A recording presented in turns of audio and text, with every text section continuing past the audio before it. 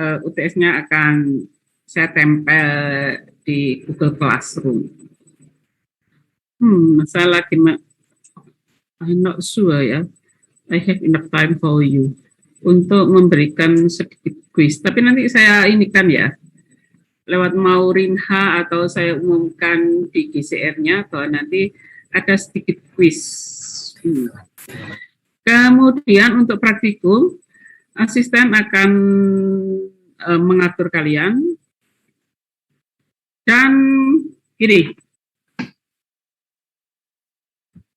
supaya ini Kafifah Zauli kok ono pengajian ki apa iki? Weh. Nomor sapa kok ono? Sebentar kok fitur wong pengajian ya. Stevian sapa iki? Tolong kalau buat profil jangan yang ini ya. Untuk Stevian. Begitu ya. Jadi sebaiknya kalau buat profil yang sifatnya official, ini kan resmi ya, walaupun hanya sekedar kuliah, mohon dihindari simbol-simbol keagamaan. Mungkin kalau dalam grup-grup kalian boleh, tapi untuk yang official sebaiknya tidak, ya mohon maaf saya terpaksa mengingatkan supaya kalian bisa, kalau orang Jawa itu mengatakan empan papan itu pertama ya. Balik, saya tidak membahas itu lebih jauh, close saja. Pertama, tolong kalian isi presensinya di Siam karena saya sudah setting di Shadow saya. Terus minggu, ini cantik. Minggu weekend, insya Allah akan ada UTS itu. Terus praktikum sudah. Oh ya, untuk praktikum itu kan mulainya on schedule 11.10 sampai 16.35 karena memang 2 SKS. Tapi saya tidak bisa booking Zoom yang demikian panjangnya, memang ada aturan untuk itu. Zoom-nya nanti saya bagi-bagi. Itu adalah strategi untuk dapat Zoom. 2 jam A, 2 jam D, 2 jam C. 2 jam pertama kalian bisa masuk bersama. 2 jam berikutnya kalian juga bisa masuk bersama, asalkan kalian klik linknya. 2 jam terakhir kalian bisa masuk bersama. Jadi nanti gimana asisten mengaturnya. Itu ya. Kalau kalian hari ini tidak on, tidak hadir, ya gak tahu pengumumannya, namanya nggak hadir ya. Oke, kita mulai.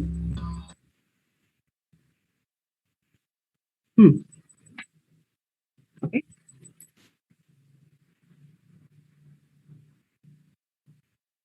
Kok bisa mana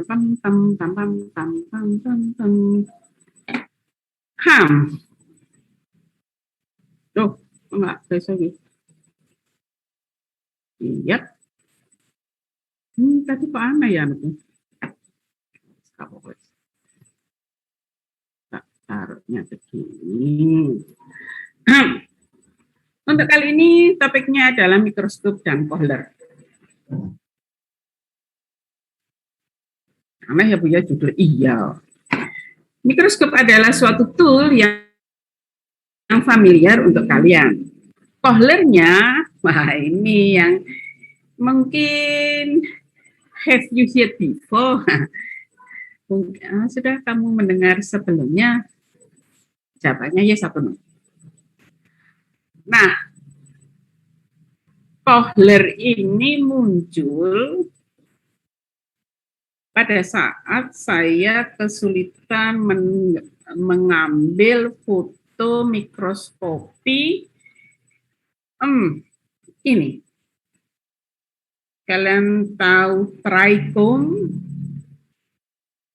duri-durinya tumbuhan itu loh, wulu-wulune tumbuhan, entah yang ada di atasnya petiol, di atas batang-batang herba, atau di permukaan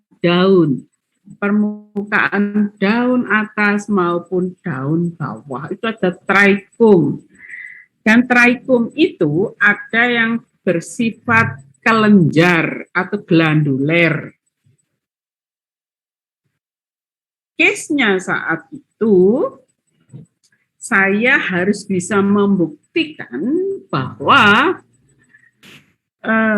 infeksi suatu penyakit dapat berlangsung lewat glandula trichome. Buktinya, di situ ada penetrasi germ tube masuk di glanduler. Kalian bisa bayangkan glandulernya kecil. Apalagi yang namanya germ tube, itu lebih kecil lagi. Tapi saya harus bisa mengambil gambarnya. Nah itu. Sehingga ngomongnya nggak ngoyo-woro. Ada bukti. Nah untuk mendapatkan itu ada setting mikroskop yang namanya Kohler.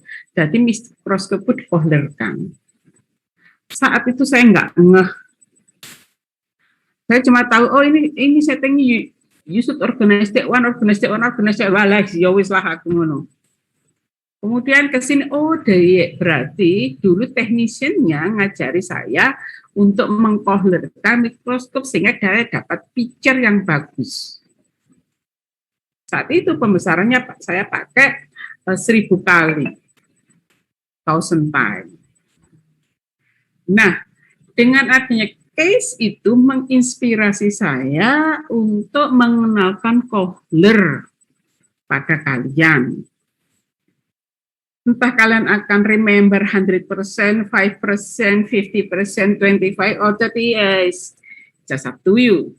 Paling enggak saya tidak terlalu berdosa, sudah membekali itu. Siapa tahu, di antara kalian, sekitar 120 student ya, akan mendapatkan keberuntungan kuliah yang kebetulan bersentuhan dengan mikroskopi dan kebetulan harus mengkohlerkan, kalian setidaknya pernah dengar. Oke. Nah, mikroskop itu saya dulu mungkin kalian pernah dengar dari kakak kelas kalian atau dari dosen-dosen muda yang lulusan biologi bahwa saya dulu itu sangat lama sekali menjadi kaleb biologi dasar. Setelah dari biologi dasar kemudian dipindah ke kaleb fisiologi mikroteknik. Nah, yang saya mau underline saat itu pada saat rekrutmen asisten, saya menguji apakah asisten itu bisa mengoperasikan mikroskop dengan benar. Saya minta suruh cari bayangan, saya gini. Salah satu tahapannya adalah mencari bayangan dengan ini perbesaran rendah dan tinggi. Pada saat mencari perbesaran tinggi, walaupun tidak yang paling tinggi, mejanya diturunkan glodak saya gitu. Kon aku ngono. Tidak boleh itu. Terus dia bilang, anu Pak Bu, di lab lain harus turunkan kakak asisnya. Saya tidak menyebutkan labnya, kepedean dia. Ya saya bilang ya jangan seperti itu, nanti bisa rusak. Maksudnya seker. Kemudian yang kedua, entah bawaan atau apa ya. Coba kamu pasang mikrometer. Kita lihat aja. Ya saya bilang sama asistennya juga sama laboran saya. Dulu laborannya adalah seseorang yang sangat tua sekali. Duh, langsung dipelek di okuler. Ya, oh lala, oh Lili, ya itu harus dibuka, dipasang mikrometernya, karena kan harus pada saat student itu harus bisa mengukur mikrometer. Kalau perkara nantinya ada alat bantu yang membantu mengukur tebal daun, kemudian ini apa itu lebar sel, itu kan lain cerita, tapi basicnya kan harus bisa begitu. Terus dan rasanya tidak salah saya, sampai sekarang saya keinget dia jadi salah satu staf pengajar di luar Jawa. Tiap ketemu saya mesti keinget occasion itu, kejadian itu. Jadi yang saya mohon maaf, kadang-kadang saya apa ya, mungkin kalian tidak tahu bahwa di case-case tertentu saya remember. Terus bagaimana saya 8990 kejadian 22 tahun silam juga saya masih ingat betapa seseorang ya tricky terhadap saya. Ya saya ingat, terus jadi keinget si ini ya, namanya ini ya. Ada lagi yang tricky lagi, yang ini dulu yang ngambil kunci saya, ya ingat ya. Kalian mungkin nggak pernah menduga bahwa beberapa dosen itu remember what you did in the past. Oke, kisir tolio. Nah, Oke. Dapat mempelajari outcome-nya, prinsip dasar kerja lensa jumbo, membedakan mikroskop simple dan compound mikroskop. Bagian-bagian mikroskop menggambarkan jalannya sinar, ini dengan sinar sederhana, mengetahui total besaran dan resolusi mikroskop, memahami pentingnya iluminasi Kohler, dan kalian bisa ini. Sedikit pengantar saya, mikroskop riset itu sometimes kalian harus mengkohlerkan sendiri. Untuk mikroskop pendidikan, itu biasanya sudah dikohlerkan sama pabrik, ya, sama yang ya pabriknya sana wis dikohlerno terus dikunci itu. Jadi yang ini Olympus yang kodenya 2 CX21BH CH2 berapa gitu ya, itu sudah diatur oleh pabrik. Tapi begitu kodenya 3, kalian harus mengkohlerkan sendiri supaya pengamatan kalian itu kontrasnya kelihatan. Ingat ya. Kemudian ada mikroskop yang di atasku BH4, itu kalian harus mengkohlerkan sendiri. Yang saya tahu, walaupun pengetahuan saya limited, BH4 ada di biologi juga ada di fisika. Oke. Ini yang dasar sekali. Jadi bendanya ini di belakang ini atau di depan ini. Kalau di belakang ini titik api ini maka bayangannya ada di sini. Jarak fokus ini bahasa Inggrisnya di sini adalah focal length. Ya. Kemudian kalau bendanya di sini, bayangannya itu ada di sini. Ini caranya, ini pelajaran masa lalu kita. Dan ini sifat bayangannya, di belakang lensa, depan lensa, nyata, berpesan, netral, gitu. Tidak problem. Nah, majemuk, itu bahasa Maduranya adalah compound microscope. Seperti ini. At least, secara prinsip, setidaknya secara prinsip di sini itu ada lensa objektif, ada lensa okuler. Lensa okuler itu lensa yang dekat dengan mata. Lensa objektif itu adalah lensa yang dekat dengan objek. Dan objeknya itu ada di sini, di sini ya, di belakang titik api. Ini bayangan nyata itu sebagai benda dari okuler. Akhirnya bayangan yang teramati oleh mata kita adalah bayangan maya. Terbalik diperbesar. Karena itu kalau daun itu menaruhnya kita ke atas, di slide glass itu daun atau bunga itu ke atas, maka yang tampak di bawah tampak di okuler itu bunganya menghadap ke bawah, karena ya ini penjelasan sederhananya. Sesungguhnya lensa-lensa yang ada di sini tidak satu tapi banyak. Juga lensa-lensa yang ada di sini itu tidak satu tapi banyak. Tapi positif gitu.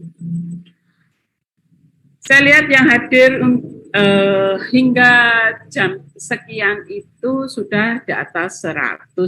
Sekali lagi, tolong kalian presensi lewat siang. Nah, ini saya pakai punyanya Nikon juga. Oh ya, kalian bisa beli yang soft file apa? Beli yang softbooknya di UB Press yang di Jalan Veteran itu dengan harga khusus, nanti urusanmu sama ketua kelasmu.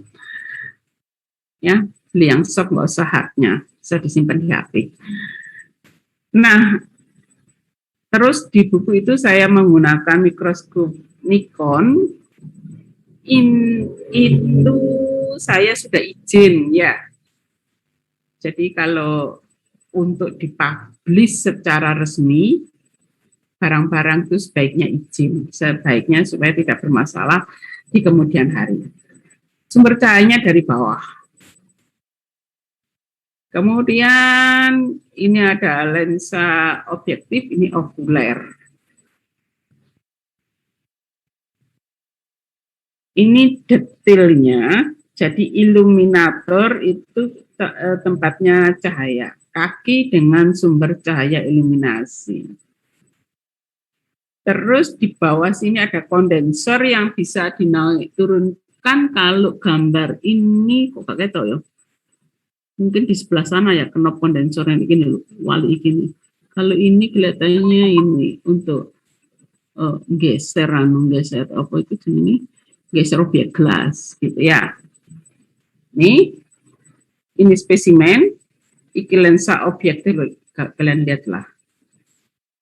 Kemudian ini lensa okulernya, mata kalian ada di sini. Ini tabungnya. Ini sederhana. Jadi sumber cahaya, ada lensa kondensor, ini positif.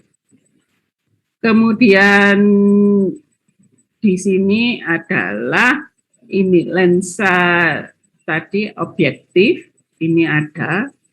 Kemudian ini juga positif lensa okuler. Oke. Gambar berikutnya seperti ini. Ini field diaphragm. Jadi di sini ada diafragma. Ini kondensornya ada di sini. Ya. Kondensornya bisa dinaik turunkan. Ini lensa objektifnya, coba kalian perhatikan, kakek ini. Saya tadi cuma gambar satu. Kemudian lensa okulernya juga banyak. Jadi memang seperti ini. Dan di sini komponen elektriknya untuk power supply dan sebagainya. Dan nanti ada cahaya yang masuk ke sini. Ya, ini lengannya stand. Cantik ya, saya senang kalau pas ngajar ini menunjukkan bagian-bagian mikroskop dan kebetulan ada ilustrasinya. Ya, oke. Jalan di sini kayak tadi krek naik. Nah, ini yang saya katakan. Sumber sinarnya ini. Lampu halogen. Wah, ono lensa-lensa terus dibeloknya ke atas di sini. Ini kan kondensor kondensor iris iki field diaphragm. Ya. Iki sajane yo ke atas, tapi kan saya kebutuhan saya hanya menunjukkan cahaya dari sini ke sini ke sini ke sini. Kalau zaman dahulu, zamannya saya masih unyu-unyu, ya ini aja pasang cermin di sini, kemudian diarahkan ke arah cahaya mana yang banyak, jadi lenggak-lenggok gitu. Kalau pas mendung ya gak sepraktikum karena ini nggak ada sumber cahaya, mataharinya kelelep gitu ya. Nah, tapi sekarang mau ada matahari atau enggak? Ya. Nah, untuk naik turunkan di sini ada knob namanya Condenser vertical control position. Yang ini pengatur kasar, mentule pengatur halus gitu ya. Dan ini nanti di atas ini ada lensa objektif. Ini cuma menunjukkan aja ke kalian bahwa cahaya ini gitu ya. Oke.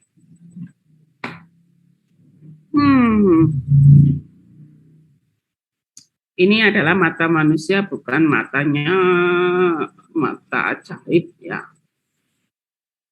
Minimum kita masih bisa dengan mata telanjang tanpa baju itu memisahkan 2 titik. Nah, tapi mikroskop cahaya lebih sakti lagi. Ini enggak 100 mikrometer, 1 mikrometer. Ya, waduh, harus sakti lagi. 30 mikron sampai 0,1 nanometer. Waduh, tipis banget nanometer. Sebenarnya kalau kita menggunakan mikroskop makin teliti itu makin mumet. Loh Bu, kok kan lebih bagus Bu. Semua kelihatan. Kelihatan. Tapi terlalu banyak yang dilihat itu akhirnya nggak fokus gitu ya. Saking api mikroskop kita menjadi nggak fokus. Wopoe keto. Ya kalau kalian mengatakan bagus, kalian harus menentukan targetnya. Oh saya mau lihat ini gitu ya. Mau melihat tebalnya membran gitu ya. Membrannya itu apakah mengalami penebalan pada saat objek itu mengalami stres. Itu berarti kalian nggak usah lihat lain-lainnya, fokus di membran misalnya seperti itu. Tapi kalau belum punya tujuan ya semua mau dilihat, akhirnya bingung nggak mari-mari. Oke. Ini ya kebetulan saya punya gambar bagus. Jelas ya, ini bisa didelok wonge, nggak perlu matanya nggak usah dibantu. itu sampai sekian, nah 1 kilo, ketok, iya, sampai 1 milimeter, setengah milimeter saya ketok ini, wah sampai 100 mikron, ketok kita, wih, gitu ya. Tapi setelah itu kecil itu, waduh, T-fix, kloroplasma tuh olah ketok, nah ini perlu bantuan cahaya. Most cell diameter are in range 1 until 100 micron. Di sini perlu bantuan mikroskop. Cahaya sampai sekian, elektron sampai sekian. Nah, jadi elektron itu bisa sampai molekul, tapi tidak bisa sampai atom. Scale of light. Ini yang kini kejadian paling kecil gitu ya. Ini 0,1 nanometer. Oke. Lah, jadi R, jarak terkecil untuk memisahkan objek itu, gitu. Itu panjang gelombang dibagi 2 kali numerical aperture. Ini numerical aperture. Ya, panjang gelombangnya adalah panjang gelombang visible antara 400 sampai 700 nanometer gitu ya. Jadi daya pisah berbanding lurus dengan panjang gelombang berbanding balik dengan numerical aperture. Nah, kemampuan lensa objektif untuk mengukurkan cahaya dan memisahkan. Numerical aperture ini diperoleh dari indeks refraksi media antara permukaan gelas dan objektif. Kemarin kita punya beberapa senyawa yang berbeda indeks refraksinya. Nah, jadi contohnya apa? Klorar hidrat itu tinggi indeks refraksinya dibandingkan air. Jadi kalau dia tinggi, numerical aperture-nya juga tinggi. Itu kali sin U itu datangnya sinar kayak begini. Iya sedikit dekat. Ya. Ini lensa objektif. Ini objek gelas. Saya sekedar menunjukkan kalau perbesarannya rendah, jarak objek gelas dan lensa objektif jauh. Kalau perbesarannya tinggi, jarak antara objek gelas, objek dengan lensanya itu dekat. Bahkan untuk perbesaran 1000 kali ininya itu mepet. Lensanya itu mepet ke sini. Oleh karena itu, untuk perbesaran 1000 kali di sini dikasih minyak imersi atau immersion oil. Nah, ini bisa continue. Oke.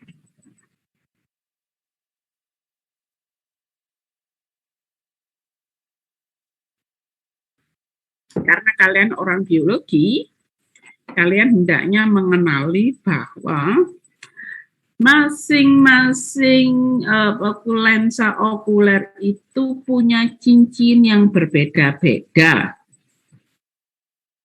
Ada yang cincinnya merah, ada yang cincinnya biru, ada yang cincinnya hijau, ada yang cincinnya putih. Untuk yang merah biasanya untuk perbesaran yang sangat rendah yaitu 4. 4-nya di sini, 10-nya ada di okuler.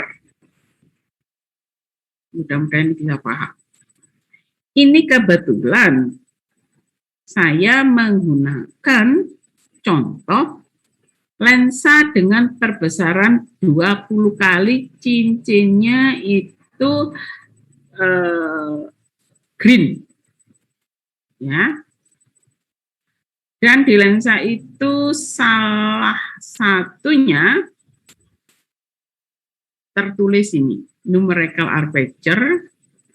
Terus ini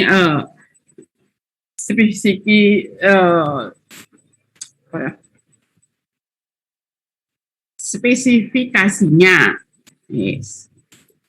Ini gambar-gambar lain yang tadi saya sebutkan.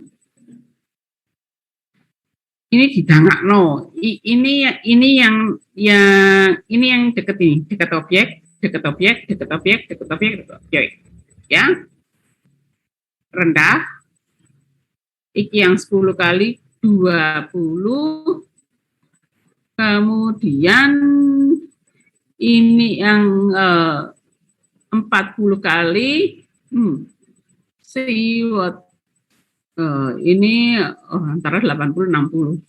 Kemudian ini yang white. Oke.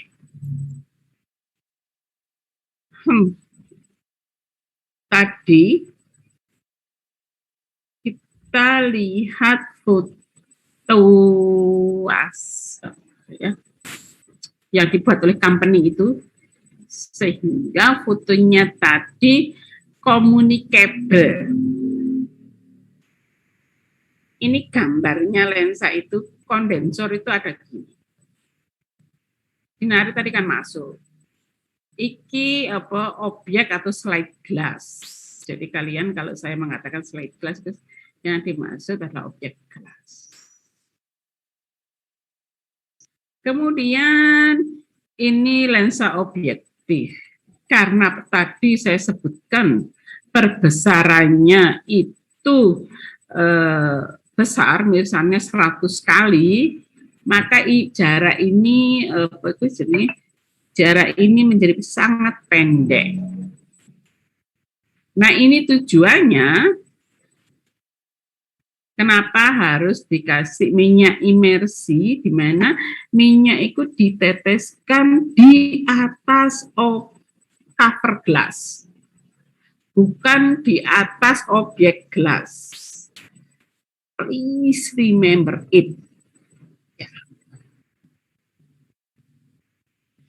Nah, ini kenapa dikasih minyak imersi, agar pencahayaannya optimal, cahayanya itu optimum masuk ke lensa objektif. Enggak, cahayanya itu akan dibelok-belokkan. Ini minyak imersinya. Ini saya ambilkan di sumber yang lain. Ini lensa objeknya.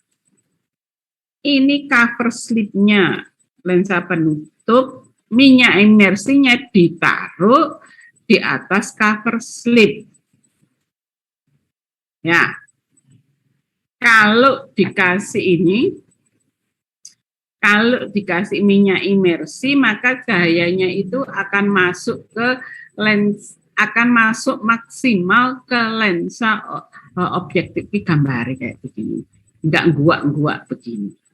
Oke. Ini bahan-bahan yang punya indeks refraksi tinggi. Ini air paling rendah. Ya. Sandalwood, nah ini saya nggak pernah gunakan ini. Ya, tapi saya harus coba-coba. 1,51, Canada balsam, biasanya sebagai agen mounting 1,54. Ya, cukup masuk akal kalau dia digunakan, karena ternyata bahan itu mempunyai indeks refraksi yang tinggi. Kadang-kadang kalau preparat itu disimpan sementara, karena preparatnya tidak boleh kering, biasanya digunakan gliserol atau gliserin. Ternyata dia mempunyai indeks refraksi yang lebih tinggi dari eucalyptus oil atau dari water. Oke. Sekarang kita menginjak ke iluminasi color. Jadi di sini diharapkan kalian itu mendapatkan bayangan. Tadi memang dia bayangannya ya, Maya terbalik diperbesar tadi, itu mendapatkan resolusi dan kontras terbaik. Selain itu, tujuannya adalah kalian itu mendapatkan foto objek ya yang berkualitas tinggi, ketok. Oke. Ini nggak jelas, sebaiknya kayak B ini terlalu jelas juga, ini terlalu cahaya terlalu sedikit, detail objeknya ini tidak seperti harapannya seperti ini, ya, sehingga dapat kelihatannya iya, kelihatannya tidak, maka di situ ada detail yang palsu, false detail, ya, atau kayak begini. Diharapkan, dan ini pun harus dilatih berkali-kali, ya. Jadi memang untuk melihat bayangan ini tadi observasi mikroskopik itu bayangannya berkualitas, dapat difoto, bisa diindra, nggak cuma mata saja tapi juga kamera, karena kamera itu yang mengabadikan bayangan itu. Nah, agar memenuhi harapan tadi, maka mikroskop harus dikohlerkan. Di situ harus di-alignmentkan antara bagian optik dari mikroskop dan cahaya, sehingga mendapatkan image pencahayaan yang seragam dan resolusinya maksimum. Ini tujuannya kohler. Ya, ini untuk penyelarasan dan fokus. Bagaimana sih cara mengatur ini iluminasi sumber cahaya dan iris diafragma di sini. Kalau tadi dilihat gambar-gambarnya, sekarang kita lihat bagian bawah mikroskop. Mungkin kalian selama ini 4 semester lulus ya. Hampir 4 semester kan kalian hilang kesempatan bersentuhan mikroskop. Yang failed diafragma yang ini. Jadi ini bisa kita putar-putar. Cuman yang di Geodas CX31 itu ada 2 di ruangan dinginnya Pak Kusnu, itu ada yang rodok seret ininya diputar-putar. Ada yang gampang. Jadi di sini nanti pencahayaannya bisa lebar, bisa sempit.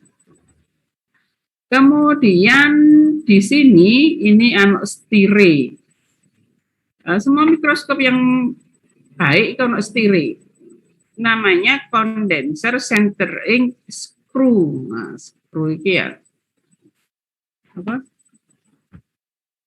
knopnya, skrunya. Terus ini juga bisa diputer-puter.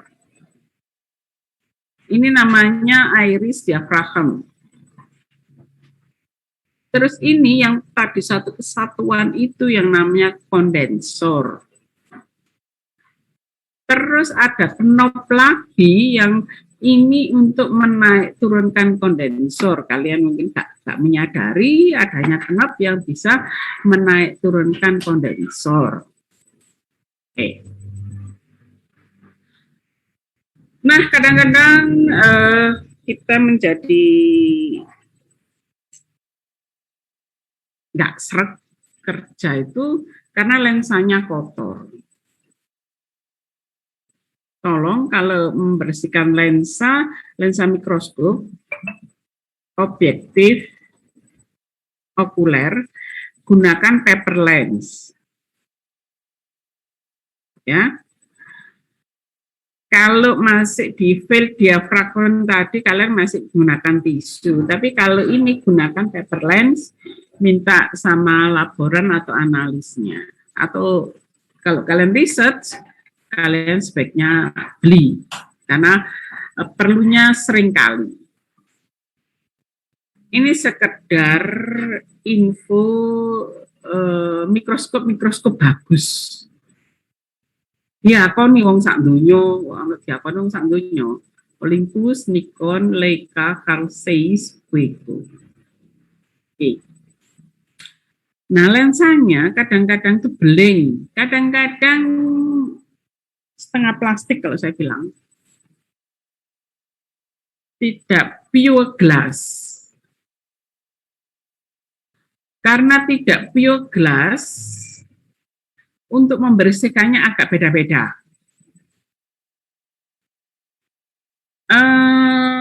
Pakai ether pro analitik, alkohol pro analitik, atau alkohol pro analitik, atau aseton pro analitik, atau atau normal heksan, bisa, dan isopropanol, ini campurannya.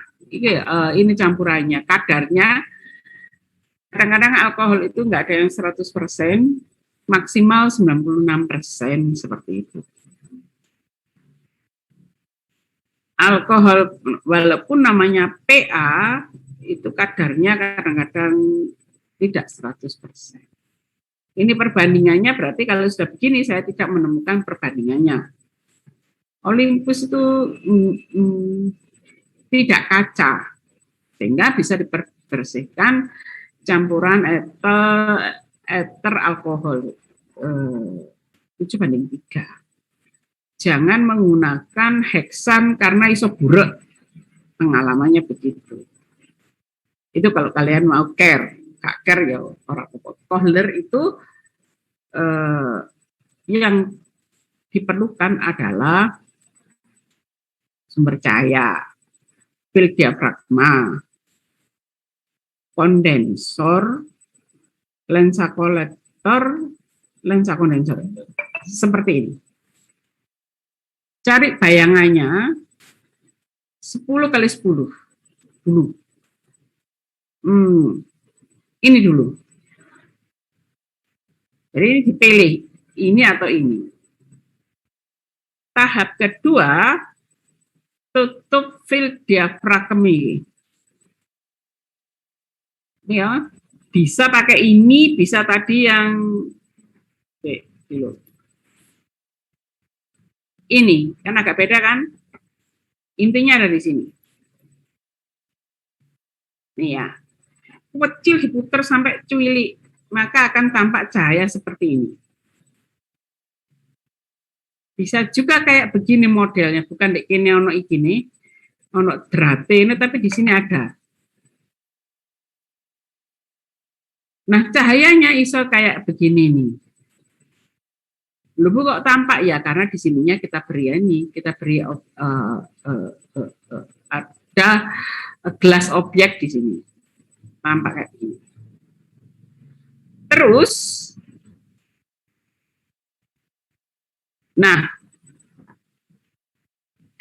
ini kan ditutup sekecil-kecilnya ya, sampai kecil gini. Terus habis itu ditajamkan tepinya ini kan, bentar, balik lagi. Ini tepinya kan nggak tajam. Loh, ini tepinya nggak tajam, ini harus ditajamkan. Bisakah? Bisa. Nah, menajamkannya menggunakan kondensor, dinaik turunkan sampai garis poligonnya ini tampak.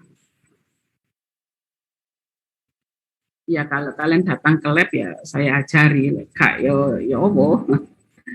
Paling nggak saya kenalkan, dan aku gak terlalu dosa sama kalian. Tampak.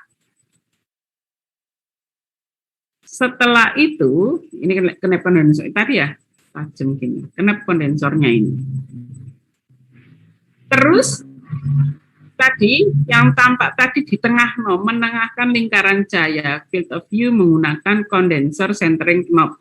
Iki, central iki nih. nyupire ndek loro kene. Wis setelah tajem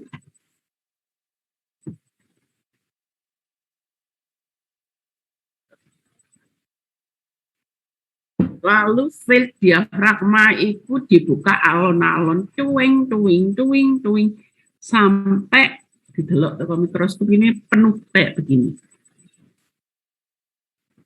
Mengisi penuh fisik bidang pandang mikroskop lingkar lewat just beyond, ya. Sudut-sudut poligonnya menyentuh bidang fisik, bidang pandang diinceng ini sudut mendekat. Ya. Setelah itu, nah, ikinya diatur,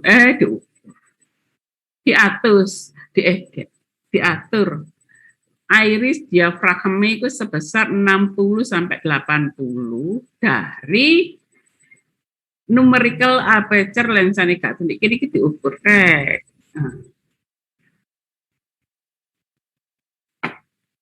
dan ini nanti gambarnya bagus itu, benar bagus ya. Dan di sini bukan untuk meningkatkan intensitas cahaya, namun untuk mengatur kontras objeknya itu 60 sampai 80, ya.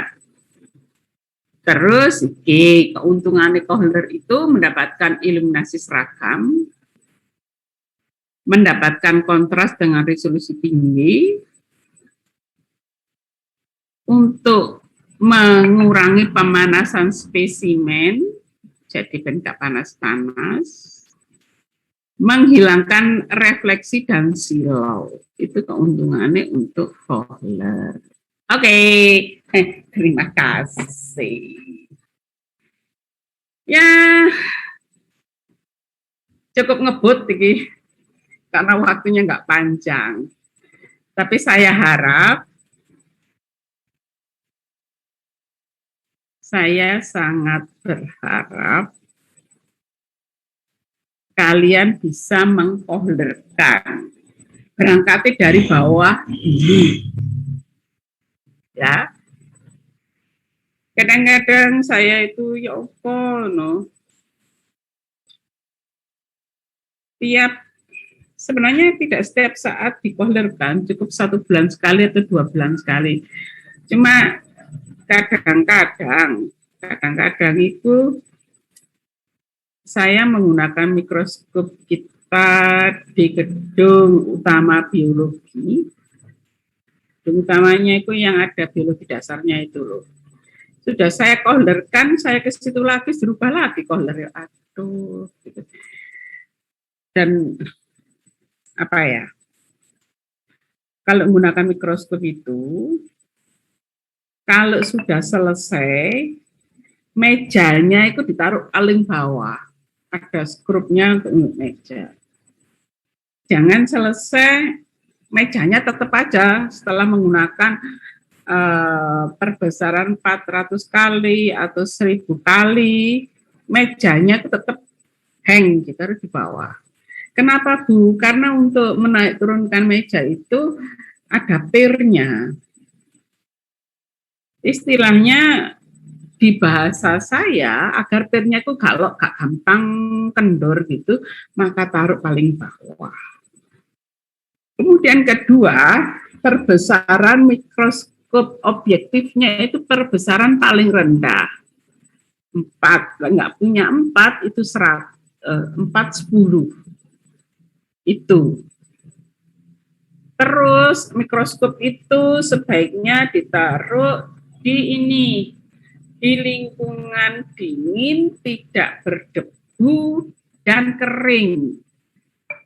Jadi ada kondisi kering supaya nggak berjamur, nggak berdebu dan cold. Itu mikroskop harus ditutupi. Makanya kalian ya jangan heran kalau ketemu saya, lihat mikroskop nggak tutupan, maka saya akan nguik. Dulu sebelum pandemi, mikroskop itu harga lelang itu 20 juta kurang 1 juta. ke pabrik 15 juta, keuntungan pedagang sekitar 4 juta piro. Harga tender lah. Karena mahal, makanya saya ingin. Terus kalau ada mahasiswa buka, bisa dibuka, terus ngambil iki apa itu pulpen, tisu biasa dioprok-oprok ono. Kejadian itu, saya lihat waduh rek, lensanya beset kabeh gitu. Makanya kenapa saya bilang nek gak ngerti takono, kami gak pelit berbagi, gak nyeneni atau ngemisi. Jadi gak Senin atau Kemis. Terus pakailah ini apa pembersih lensa yang disarankan pabriknya karena bahannya lensa berbeda. Tuh kayak gini, ya mohon maaf ya, kadang-kadang lambe turah saya itu. Iki biyen S1 nih, saya S2 iki kok cek karuwe gitu loh. Ya akhirnya kan institusi kan kecangking gitu loh, karena ketidaktahuan student itu. Terus saya dulu menggunakan mikroskopnya Pak Sutiman yang mana itu. Ininya karena dioprok-oprok tadi itu lensa yang 1000 kali nggak bisa digunakan. Mikroskop fluoresan ada 2 di situ. Yang old sama di new one, walaupun ini ya nggak new tapi dibandingkan yang sebelumnya berarti new kan. Yang itu nggak bisa digunakan. Padahal saya ingin mengamati GFP green fluorescent protein iso. Makanya kenapa sih saya ikut jadinya aduh kayak ibu tiri ngono gitu. Nah, terus Pak Sutiman itu ngajari ke saya, Bu, kalau menggunakan lensa yang 1000 kali, pakai larutan ini, membersihkannya dilepas, Bu. Kemudian di situ ada binokuler yang cahayanya dari atas. Terus ngersiinya, ikut ditetesi terus iki apa jenenge lensa seret. Wis, gak digawe. Terus seret gak digawe. Paper lens namanya, jangan heran kalau paper lens yang saya gunakan ukurannya kecil, 1 kali 1,5 cm, yang gede saya potong-potong kan ya tadi. Ya saya agak cerewet kalau saya menyadari harga barang-barang itu, ya kalian jangan bilang, Bu saya kan UKT, duit barangnya negara, iya betul. Tapi barangnya negara dititipkan ke saya, makanya kalau kalian pergi ke lab FKM, terus kalian celutak nyanyuk nyoba, mesti saya ini, nah apakah kamu sudah pernah menggunakan, tahu fungsinya enggak, sudah ngisi logbook enggak, ya karena itu gak boleh nyanyuknya, saya enggak ngelarang barangnya boleh dipakai, tapi kalian harus bisa lek gak iso takono sama laporan atau analis atau senior yang bertanggung jawab gitu loh ya. Oh ini benar-benar fungsinya kalet ini, harus memberitahu ya Yudhistira manggut. Nah demikian, jadi as usual saya mesti memberikan sedikit beberapa pesan, udah beberapa servis yang bisa saya lakukan. Kalian punya hak, tapi haknya terbatas. Seperti kita manusia itu punya hak, tapi hak kita akses ke Tuhan itu juga terbatas. Bebas, terbatas. Ya, kalian harus nyadari, ya.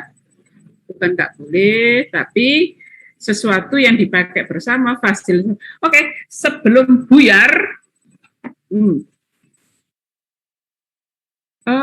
tolong ini ya, full screen galeri. Saya tak moto kalian sedih ayo. Ya, tak foto nih. Dan aku untuk bukti lek. Sirik. Aduh, aku kangen buat kalian. Rek kalian. Loh, lah kok iki kok moto diriku sendiri ya apa sih? Ayo saya. Nah, ayo rek siap-siap, wajah cantiknya ditunjukkan. Oke. 1. Ayo wajah cantik emang gantengnya tunjukkan. Aleida. Tarai gak ono iku turu ya Aleida iki. Loro. Wah, Safira waduh ya wis ayo. 3. Iya wis. Hanifah, waduh arek ono rek iki. Ayo rek cepet rek iki soal buyar iki. Telu. Aduh, wis kata gak ono iki. Abida gak ono iki. Abida po ya wis. Papat. Sekarang kelima. Widatul ndak ada iki. Ya wis gak ono wis. Siji, loro, telu, papat, limo. Iya, cepret. Iya wis asaron dia arek iki. Ayo wis. Rek kilo erek akhirnya kilo erek. Ya ampun Maaf kalau Ibu, kano. tidak dapat menyalakan kamera. Ya wis, saya wis. Rek, biar terima kasih atas kehadirannya. Assalamualaikum warahmatullahi wabarakatuh. Saya izin